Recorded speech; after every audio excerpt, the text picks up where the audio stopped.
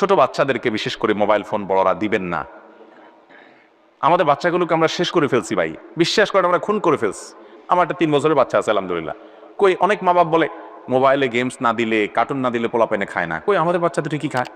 পোলাপাইন না খাইলে না খাবে, তাও দেখাবেন না মোবাইল, কারণ মোবাইল দেখাইলে যে ক্ষতি হবে তার চাইতে না খাইলে ওর কম ক্ষতি হবে। ওর চোখ শেষ হবে, ওর মাথা শেষ হবে, ওর ইমান শেষ হবে, ওর চেতনা শেষ, সব দিক থেকে ধ্বংস হয়ে যাবে। পোলাপাইন এখন সব অটিস্টিক মার্কা, বেশিরভাগ প্রতিবন্ধী এবং ফার্মের মুরগির মতো দেখবেন এক একটা তুলতুলা হয়। এগুলো কোনো কাজের না। ওই মোবাইল দিয়ে দিয়ে এদেরকে শেষ করে ফেলছে, মোবাইল দিয়ে দিয়ে ধ্বংস করে ফেলছে। আপনি আপনার বাচ্চার হাতে মোবাইল তুলে দিচ্ছেন না, বিশ্বাস করুন আপনি আপনার বাচ্চার হাতে ছুরি দিয়ে দিচ্ছেন ও নিজেকে শেষ করার জন্য। এই জন্য নিয়ন্ত্রণ করবো তো ইনশাল্লাহ। এখন বাচ্চাদেরকে মোবাইল থেকে যদি দূরে সরাইতে হয়, আগে নিজেরা মোবাইলের অপব্যবহার থামাইতে হবে। আপনি সারাদিন ভূতের মতো মোবাইল টিপবেন আর বাচ্চাকে বলবেন আব্বু মোবাইল টিপতে হয় না, বই পড়ো, কাজ হবে না।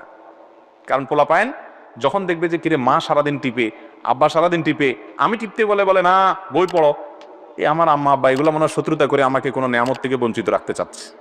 এটা যদি নেয়ামতই না হতো তাহলে সারাদিন তারা টিপে কেন? বাচ্চারা দেখে শিখে বেশি, শুনে শিখে কম।